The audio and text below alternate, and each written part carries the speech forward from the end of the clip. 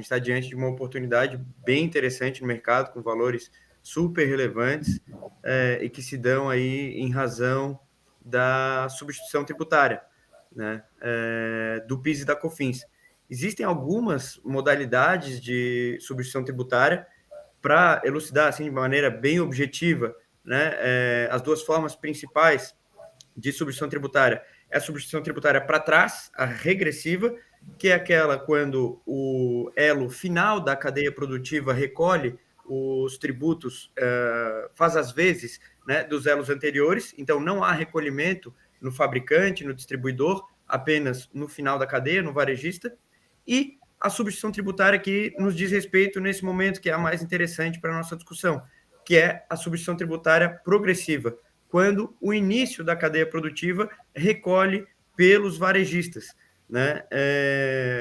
E isso, claro, é um ponto que ficou muito em voga quando teve a discussão da substituição tributária do ICMS, né? Onde nós tínhamos o valor, o preço pauta, e isso foi levado ao judiciário e o Supremo Tribunal Federal decidiu, por fim, que era possível essa restituição. E por que se decidiu historicamente dessa forma? Né? Porque o artigo 150, parágrafo 7º do nosso texto constitucional, dispõe que é permitida a sistemática da substituição tributária, desde que oportunizado o imediato e preferencial, a imediata e preferencial restituição no caso de recolhimento a maior. Né? E o fisco dizia que, olha, só é oportunizado, então, a restituição quando não se perfectibiliza o ato final, né? Quando não há uma venda efetiva no varejo. E os contribuintes, por sua vez, diziam, não, mesmo que quando essa venda for menor do que o preço que foi praticado lá pelo fabricante na substituição tributária progressiva, eu tenho também o direito à restituição da diferença, né? Bom, essa questão especificamente aí dessa ação, ela foi questionando a questão dos combustíveis, né? Explica para nós aí um pouquinho quais anos isso valeu para o combustível e por que derivou aí, depois de mais de 20 anos, essa questão para outros produtos. Exato, Thiago.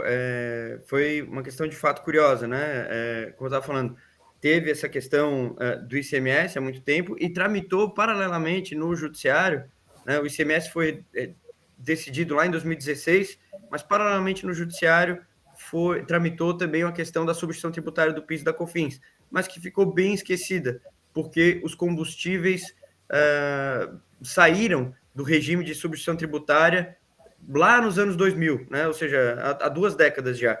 E aí hoje apenas pouquíssimos itens ainda estão aí submetidos a essa sistemática. A questão é que a cadeia, né, acho que o fato específico é que você tem aí um recolhimento pela cadeia como um todo no início da operação, né, pelo fabricante ou importador, e que é multiplicado por um fator, né, que supõe-se um preço final de venda, né, que vai ser o fato gerador, e existe um fato presumido e um fato gerador. Então, a diferença, se esse fato gerador não alcançar o fato presumido, o preço presumido, é onde reside essa oportunidade, né? Exatamente.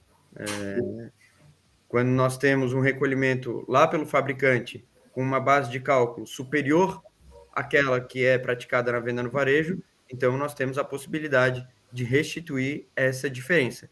E é exatamente isso que acontece no caso dos cigarros, né? E aí até deixaria a Luísa aí abordar um pouquinho também sobre como que surgiu, né, essa oportunidade de recuperação do PIS/COFINS ST e um pouquinho também da expertise, aí, a experiência que a gente teve, né, desde o início do ano já abordando os casos no judiciário até que isso viesse a se transformar numa oportunidade, inclusive pela via administrativa.